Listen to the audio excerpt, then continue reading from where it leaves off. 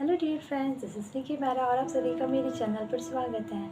यदि आप लोग आरआरबी एनटीपीसी का एग्ज़ाम देने जा रहे हैं तो आप लोगों को एक बात की बहुत ज़्यादा ज़रूरी बात यह है कि आप लोगों को इस बात का ध्यान ज़रूर रखना है।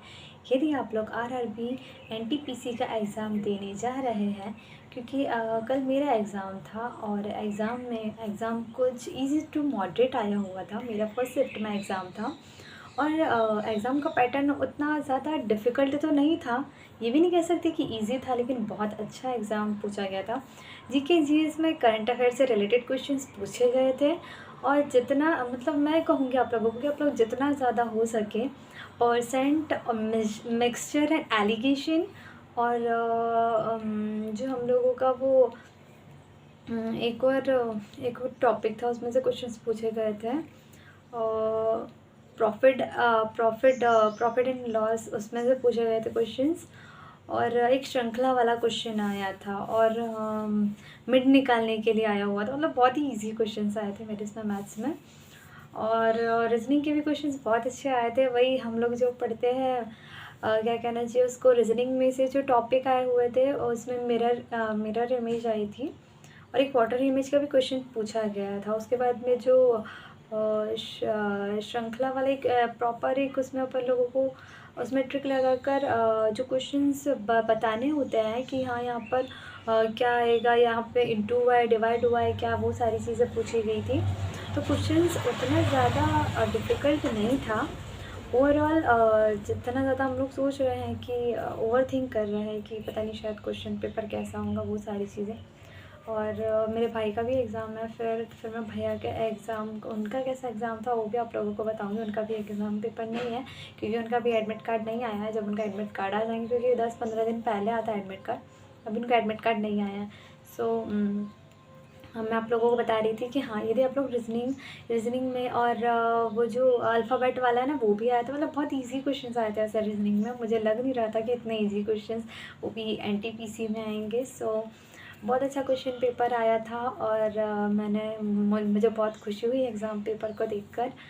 और कहीं ना कहीं ऐसा लगता है कि आप लोगों में से बहुत सारे लोगों को यदि फर्स्ट शिफ्ट में यदि एग्ज़ाम पेपर फंसता है तो आप लोगों को जो करंट अफेयर्स के जो और जो क्या कहना चाहिए पॉलिटिकल में के 4-5 क्वेश्चंस पूछे गए थे और कंप्यूटर के 3-4 क्वेश्चंस आए हुए थे जीके जीएस में। और इकोनॉमिक्स से रिलेटेड क्वेश्चंस पूछे गए थे। मेरे इसमें आया था कि आरआरबी का भी जो मेन वो आरआरबी की जो मेन ये है वो कौन है, उनके बारे में पूछा गया था। मतलब वही क्वेश्चंस आया हुआ था। और मुझे तो ऐसा लग रहा है कि 2025 और 24 का दोनों का मिक्स करके पूछ रहा है एनटीपीसी में। तो आप लोग ध्यान रखिए, यदि आप लोगों का सच में जीके जीएस बहुत अच्छा है तो मुझे 100% पता है कि आप लोगों का एग्ज़ाम बहुत अच्छा जाएगा। और यदि आपका मैथ्स, रीजनिंग सब ओवरऑल सब कुछ अच्छा है ना, तो 100% है कि आप लोग बहुत अच्छा एग्ज़ाम पेपर देकर आओगे। क्योंकि एग्ज़ाम इतना डिफ़िकल्ट तो नहीं आया था। मैं अपने बारे में बता रही हूँ कि सच में उतना एग्ज़ाम पेपर डिफ़िकल्ट नहीं आया था।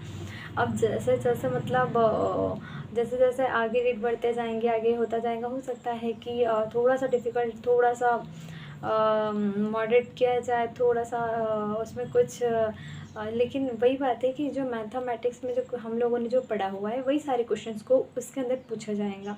सो इतना ज़्यादा उस चीज़ को सोचने की ज़रूरत नहीं है कि क्या है मैथ्स, ये सारी चीज़ें, क्योंकि मैथ्स तो हम जो पढ़ रहे हैं वही आएगा। और हाँ, वो A+B ऐसा मुझे याद नहीं आ रहा, द्विघातीय समीकरण, इसको तरीके का क्वेश्चन भी आया गया था। और ट्रायंगल वाला भी क्वेश्चन पूछा गया था। ट्रायंगल वाले यदि आप लोगों को आता है तो आप लोग तो आसानी से सॉल्व कर लोगे, क्योंकि उसमें ज़्यादातर तो जो होता है उसको वो कुछ मतलब वो डिग्री दिया हुआ था, 45 डिग्री का कोण है उसमें से ऐसा करके। मतलब वो मैंने क्वेश्चन लेकर आई, लेकिन जहाँ तक मुझे थोड़ा बहुत याद है कि मैं आप लोगों को बता दूँ, शेयर कर दूँ आपसे कि आप लोग पढ़ लें। करंट अफेयर्स में जो पॉलिटिकल का पार्ट है और जो धाराएं हैं, कुछ ज़रूरी धारा है वो ज़रूर पढ़ के जाइएगा। कुछ राष्ट्रपति से रिलेटेड, प्रधानमंत्री से रिलेटेड और मंत्रिपरिषद, इनमें से कुछ और कैबिनेट मंत्री जो है उनसे रिलेटेड क्वेश्चंस पूछे गए थे, ये बहुत ज़्यादा ज़रूरी है।